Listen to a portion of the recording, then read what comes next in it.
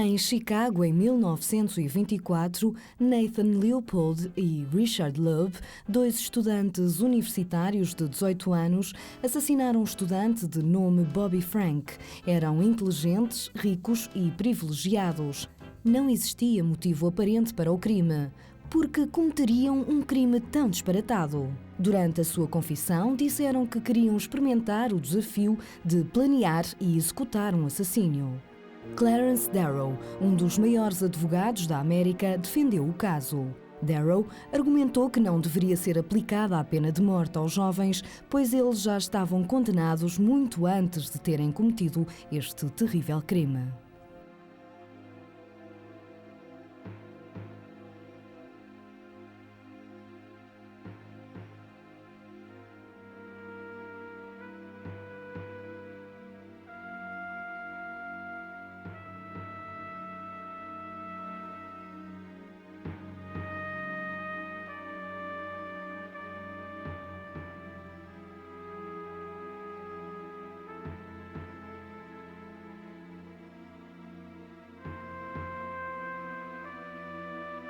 Leopold e Loeb foram poupados à pena de morte e condenados à prisão perpétua. E apesar de muitos fatores terem pesado na decisão do juiz, a argumentação apaixonante de Darrow sublinha uma eterna questão filosófica. Temos livre-arbítrio ou estará o nosso destino traçado?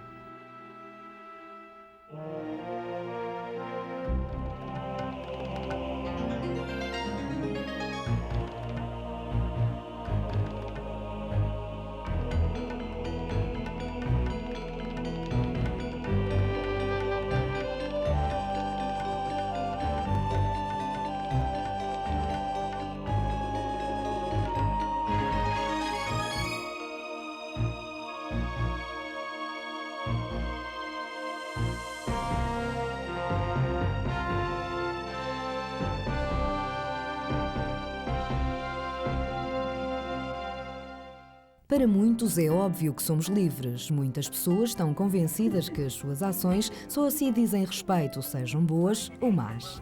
Mesmo que nos sintamos pressionados a tomar uma decisão, continuamos a pensar que poderíamos ter escolhido um caminho diferente.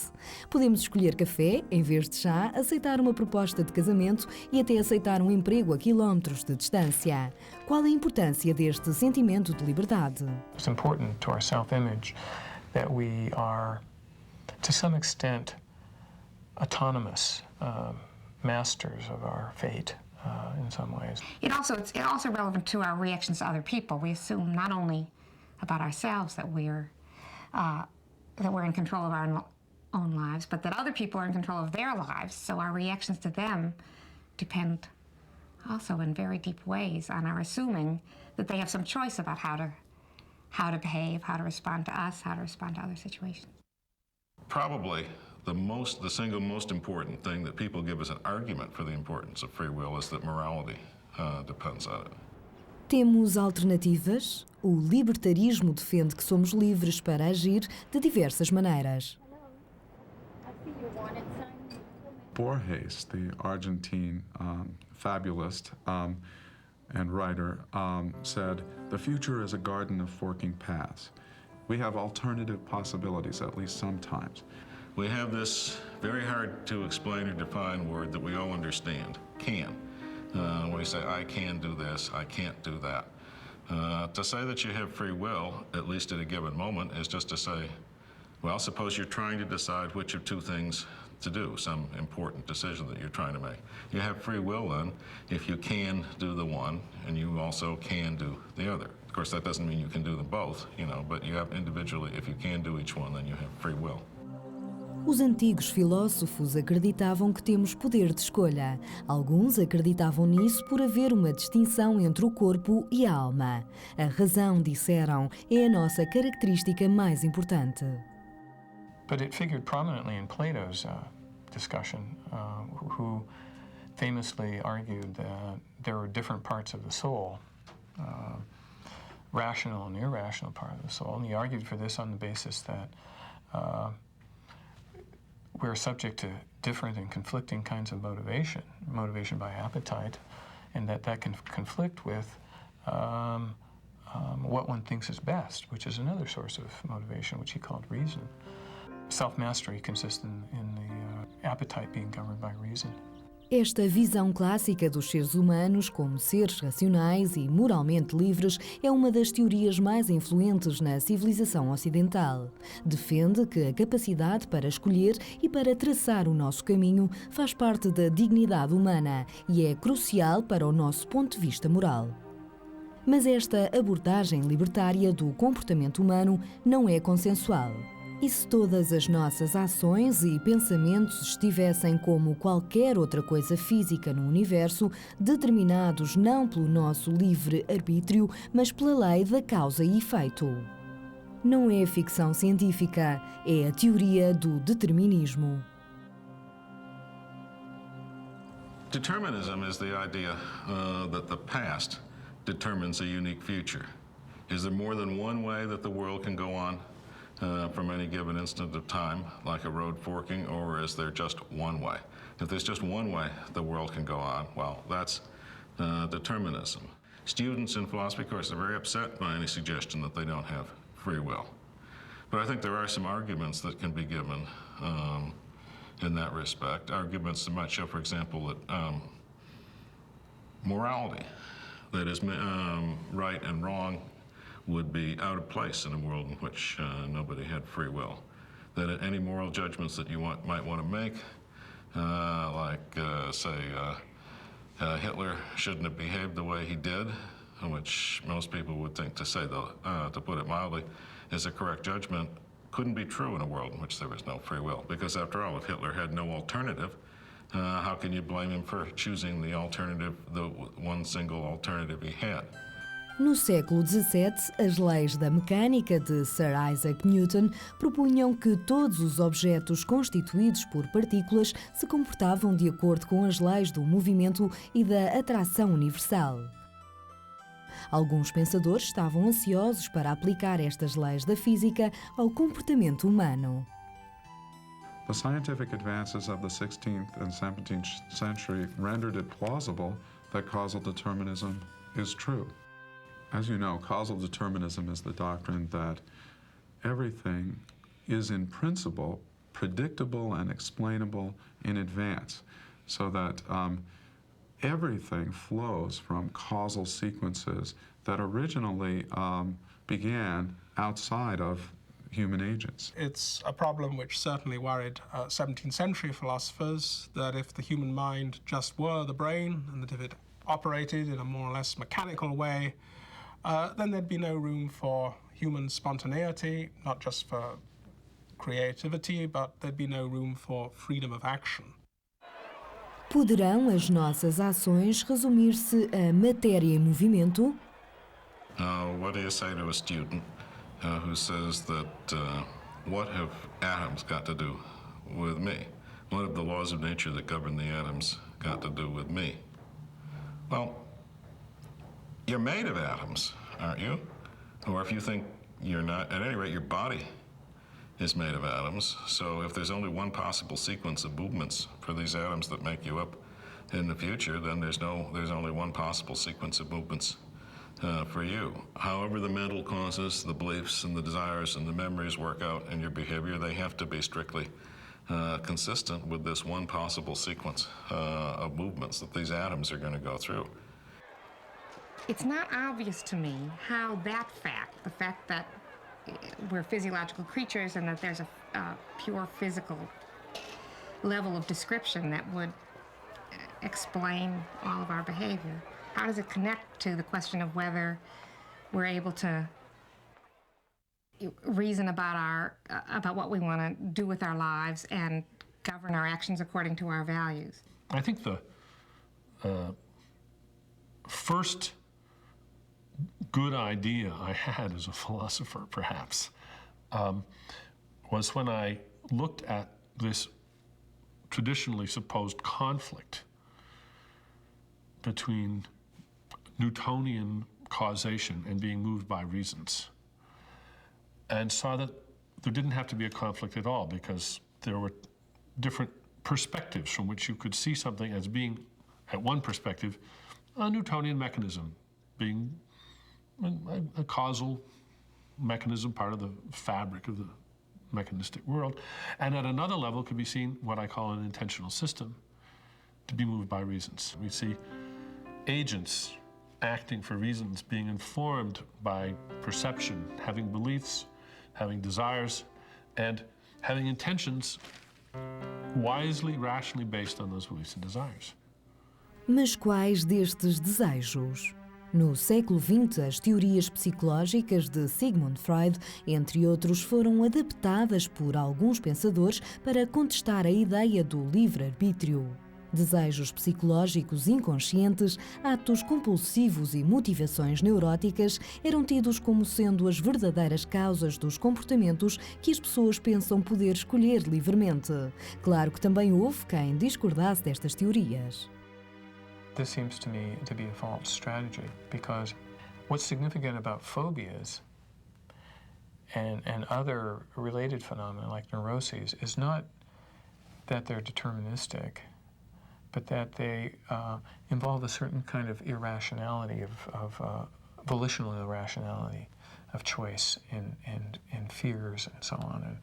And so that they render the agent in some way not as responsive to reasons in the way that they normally would be without the phobia. In fact, they may not even be deterministic. Nem todos foram influenciados pela ciência ou por motivações psicológicas. O existencialismo de Jean-Paul Sartre sugere que as pessoas determinam ativamente a sua natureza através das suas escolhas e ações.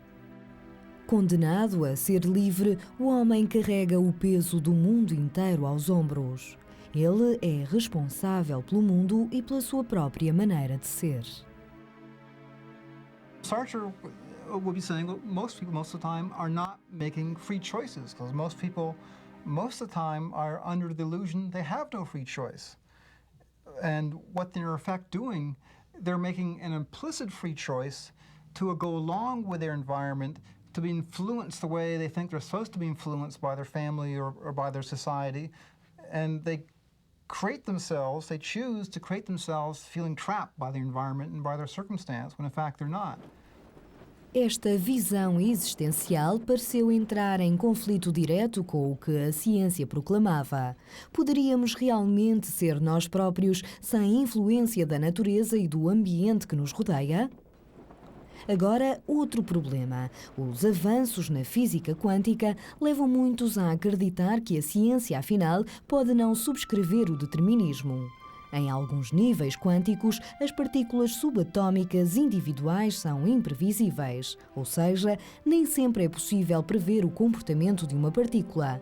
Pode variar a cada experiência.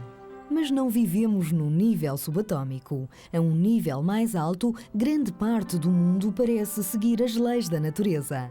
E as partículas imprevisíveis nem sequer servem de ajuda à causa da liberdade. O acaso não é uma característica assim tão nobre do universo ou do nosso comportamento. Queremos mesmo afirmar que nada causa as nossas ações? Clearly, it's one thing to say about a human behavior, human conduct, that it was not determined. And it's another thing to say that the agent has some control or power over that conduct. The absence of determinism just means that there isn't an explanation of a certain kind, right? It doesn't imply the more positive statement that the agent, the free agent, has it in his or her power to behave in a certain way. Então, que lugar ocupamos no mundo natural? There is no way you can prove either to yourself or to anyone else that you really have free will and that your actions aren't determined by anything else. Anything you think you're doing because it's free is, can be explained in some other way. Se não podemos provar se o determinismo é verdade ou não, podemos colocar outra questão. Poderíamos viver num mundo com espaço suficiente para o determinismo e o livre-arbítrio? Os compatibilistas acreditam que sim.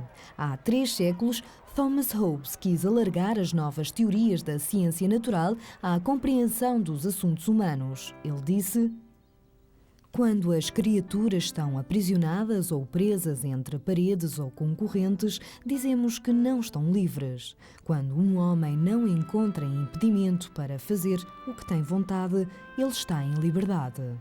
A liberdade e a necessidade estão relacionadas, tal como a água, que não tem só liberdade, mas necessidade de descer pelo canal.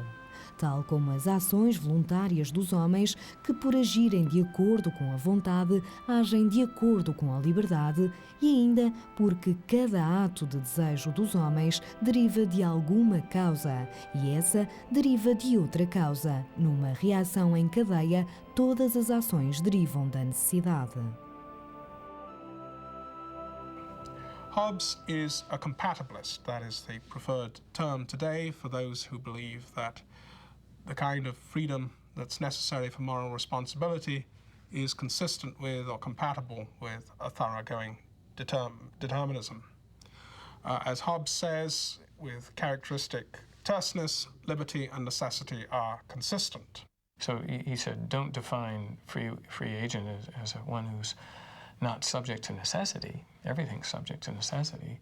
Define free agency in terms of what depends on the person's will.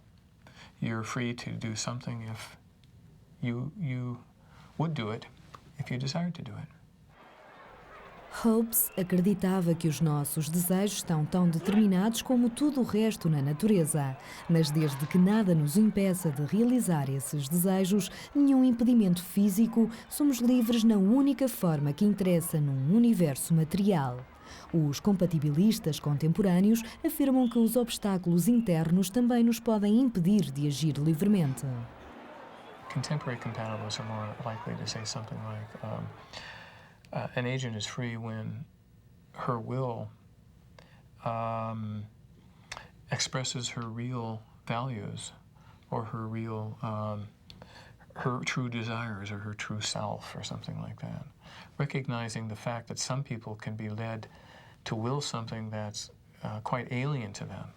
What makes it so difficult to be a compatibilist is that there are very strong arguments that the incompatibilist can come up with and can develop to show that I can't keep my view of myself as having alternative possibilities even in a deterministic world. Enquanto o compatibilismo defende que o determinismo e o livre-arbítrio se podem conciliar, o incompatibilismo é a tese que defende que o livre-arbítrio não pode existir se existir determinismo. You can give arguments for it, and the standard argument goes something like this. If determinism is true, then the present state of the world is a consequence of the way of two things. A, the way the world was at some time in the past, say 1 billion years ago, and B, the laws of nature, or the laws of physics. Now, neither of these things is anything I have any choice about. If these two things together are sufficient for every movement, every action, every word that's in any way any kind of production of mind during my life, then it's hard to see how we can have such a thing as a free choice. The standard compatibilist says the only freedom you need is the freedom to control your actions by your desires. As long as you can do what you want to do, you've got all the freedom you need and you're responsible for your actions. Then you think, but if my desires are determined, then I'm not really free. I'm not really in control. And that leads you back again to thinking determinism must be incompatible with free will because you want your desires not to be determined. Now that's where I think that's an overreaction to the worry that we don't want our desires to be determined.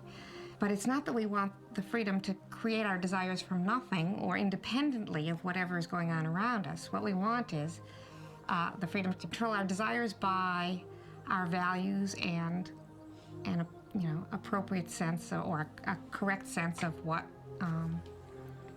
going on around us. Ou seja, queremos liberdade para controlar as nossas próprias decisões. No entanto, a ciência ainda nos atormenta, lançando a dúvida: poderemos conciliar a ciência e o livre-arbítrio?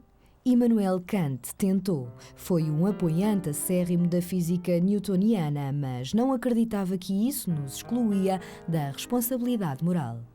Crucial to his views about freedom is his distinction between the natural world, the everyday world of nature, of which we are a part, which he called the phenomenal world, and a different world, the noumenal world, the world perhaps of ideas, a more abstract world, a world in some way different from the natural world. Kant defendia que somos cidadãos destes dois mundos, o mundo numérico, onde a moralidade e a responsabilidade reside e no qual assumimos que somos livres, e o mundo fenoménico, que é explicado pela ciência e que assumimos ser determinado. Alguns interpretaram a distinção de Kant acerca dos dois mundos literalmente. Outros interpretaram-no como o direito de podermos olhar para o nosso mundo de duas maneiras diferentes. Okay, so what you could say is the laws of nature are part of the phenomenal perspective, whereas the laws of reason, which are also universal laws, are different from the laws of nature. They govern our theoretical and practical reasoning. Na verdade, parece que cada vez nos preocupa menos se o resto do universo está ou não está determinado, e nos preocupa mais se as nossas vidas estão ou não determinadas. Talvez uma das razões seja que a nossa ideia de responsabilidade moral está muito ligada à nossa ideia de liberdade. When we think of ourselves as subject to moral principles, again, we think of ourselves as having more than one option, as having more than one possibility. I'm inclined to define free will as the freedom we need in order to be morally responsible. Whatever freedom we need, in other words, to really be in control of our actions, to be